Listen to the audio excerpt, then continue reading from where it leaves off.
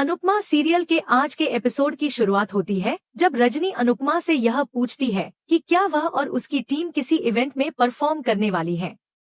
अनुपमा हाँ में जवाब देती है। इस पर रजनी बताती है कि वह इस इवेंट की चीफ गेस्ट होंगी।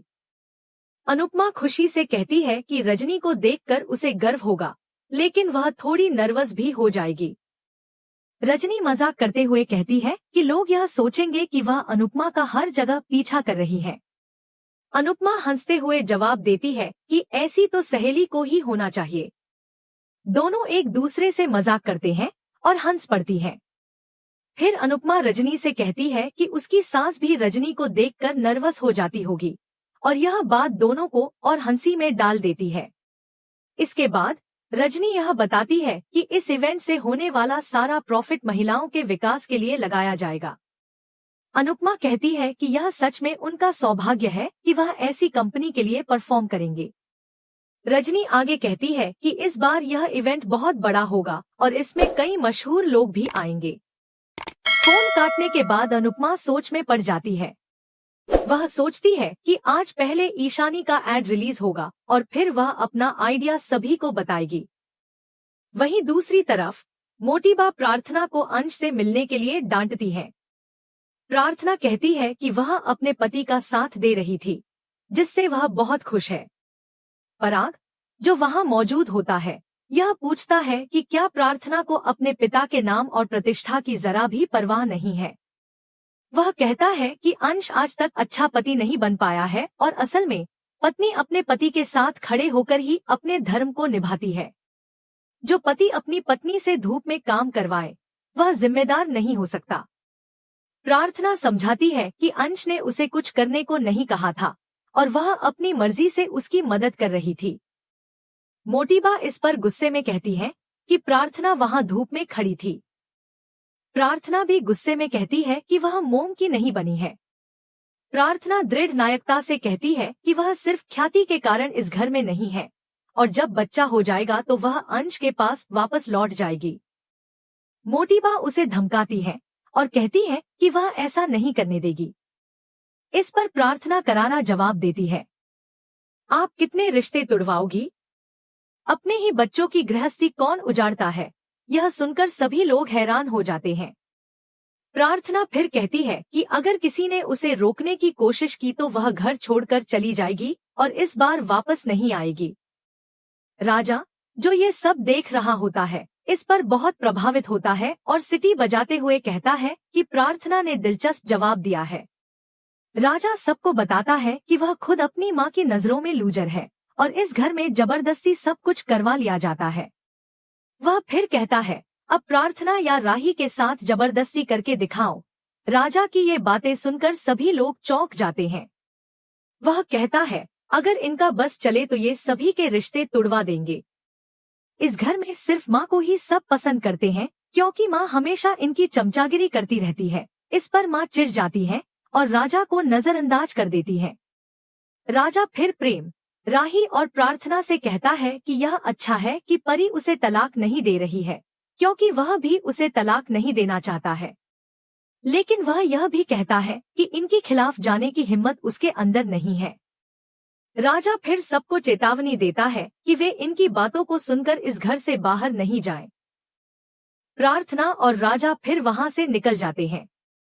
इस समय मोटीबा प्रार्थना पर आरोप लगाती है कि वह अनुपमा के कारण यह सब हो रहा है। राही कुछ कहना चाहती है, लेकिन प्रेम उसे रोकता है और कहता है कि वह भी अपनी मम्मी के बारे में कुछ बुरा नहीं सुन सकता। प्रेम फिर कहता है कि जब कोई सुनने वाला नहीं होता तो बोलकर क्या फायदा। यह दृश्य घर में हलचल पैदा कर देता है। हर कोई अपनी अपनी राय रखने की कोशिश करता है, लेकिन कोई भी एक दूसरे को सही तरीके से समझने को तैयार नहीं है। राजीव का यह बयान सबको सोचने पर मजबूर कर देता है क्योंकि उसने ऐसा कुछ कह दिया है जो इस घर के भीतर के रिश्तों को और भी जटिल बना सकता है। राजा के शब्दों में कड़वाहट थी, लेकिन वह किसी हद तक सही भी था। अगर इस घर के भीतर कोई शक्ति है तो वह वही है जो माँ के आसपास घूमती रहती है और उसके कारण ही घर के बाकी सदस्य कभी एकमत नहीं हो पाते। प्रार्थना और राजा का यह रुख एक नई मोड़ पर इस कहानी को ले आता है। अब यह देखना दिलचस्प होगा कि अनुपमा और बाकी परिवार के लोग इस संघर्ष को कैसे हल करेंगे। क्या रजनी के इवेंट में जो कुछ भी होने वाला है वह इस घर के अंदर के इस तनाव को और बढ़ाएगा या सब कुछ शांत हो जाएगा? पाराशर ने ख्याति से कहा कि प्रार्थना से कह दो कि वह अंश से ना मिले, वरना वह अंश के खिलाफ लीगल एक्शन लेंगे। इस बयान ने सबको हैरान कर दिया। दूसरी तरफ अंश प्रोडक्ट फेंकने की तैयारी कर रहा था। किंजल उसे रोकते हुए कहती है, क्या तुमने अपनी अनुपमा से इतना भी नहीं सीखा कि हमें कभी भी कोशिश करना नहीं छोड़ना चाहिए? वह अंश को पुरानी बातें याद दिलाती है, जब अनुपमा ने बताया था कि एक ही काम को अगर अलग तरीके से किया जाए तो उसमें सफलता मिल सकती है। किंजल उसे क्रिएटिव सोच रखने के लिए प्रेरित करती है। वह कहती है कि भले ही उनकी कंपनी का नाम खराब हो चुका है, लेकिन उनका प्रोडक्ट सही है। इसी प्रोडक्ट को नाम बदलकर बेचा जा सकता है। अंश किंजल की बातों से सहमत होता है और एक बार फिर से कोशिश करने का फैसला करता है। इसी दौरान भारतीय ईशानी का एड तैयार हो जाता है और अनुपमा उसे देखने के लिए बहुत खुश होती है। अनुपमा बताती है कि वे सब इस एड को प्रोजेक्टर पर देखेंगे। ईशानी की खुशी का कोई ठिकाना नहीं था और मोहल्ले के लोग भी उसके लिए खुश होते हैं। वे कहते हैं कि अब ईशानी का नाम रोशन होगा। अनुपमा फोन करके बाबूजी, राही और सबको एड देखने के लिए कहती है। वह देविका को भी कॉल करती है और कहती है, एड देखकर मुझे कॉल करना, मुझे जया को देखे हुए बहुत दिन हो गए हैं। अनुपमा रजनी को भी मैसेज करती है। दूसरी तरफ पाखी भी शाह परिवार के साथ ईशानी का एड देखने के लिए उत्साहित थी। पाखी कहती है, एक बार ईशानी सेलिब्रिटी बन जाएगी तो मैं भी मुंबई जाऊंगी।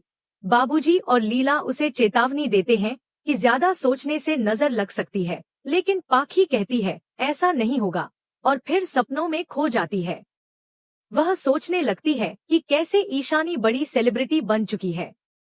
इसी बीच राही और प्रेम भी ईशानी के एड को लेकर उत्साहित होते हैं। वे जब मोटीबा को वहां देखते हैं तो हैरान हो जाते हैं। मोटीबा ताना मारते हुए कहती हैं, हमें भी देखना है कि ईशानी ने ऐसा कौन सा तीर मारा है कि तुम सब इतना उछल रहे हो। राही और प्रेम कहते हैं कि इस एड के बाद ईशानी को बहुत सारे ऑफर्स मिलेंगे। ईशानी की मम्मी के साथ गई है तो वह कुछ कमाल जरूर करेगी।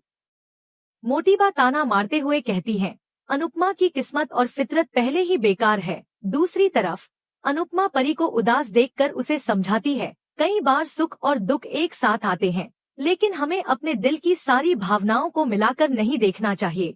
तभी भारती कहती है कि एड आने का टाइम हो गया है। अनुपमा और ईशानी खुश हो जाती हैं। जब टीवी पर एड आता है तो सभी हैरान रह जाते हैं, क्योंकि उस एड में ईशानी नहीं थी।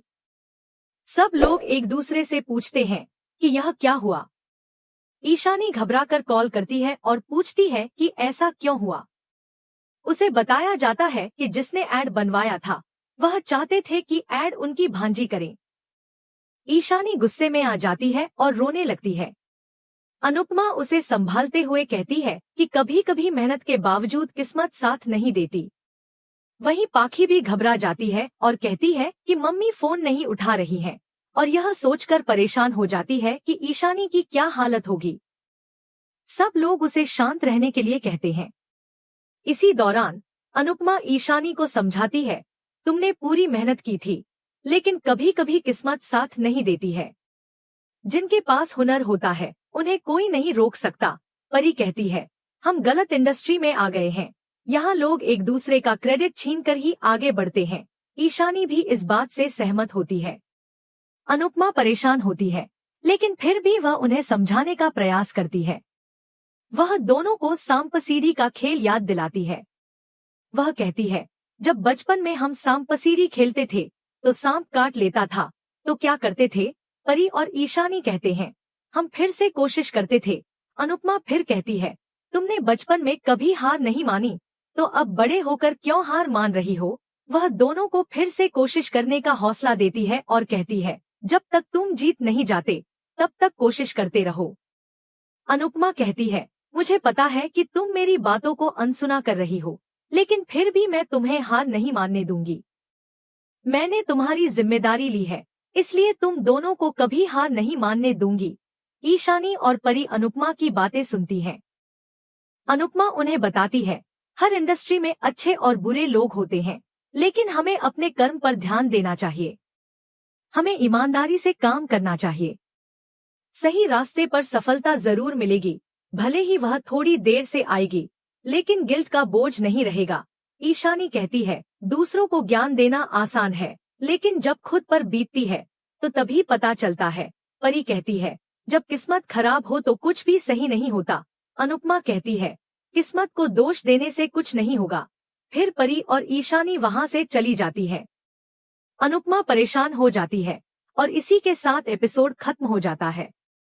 अगले एपिसोड में बिल्डर रजनी को 30% देने का ऑफर देता है, लेकिन रजनी उससे 50% हिस्सा मांगती है।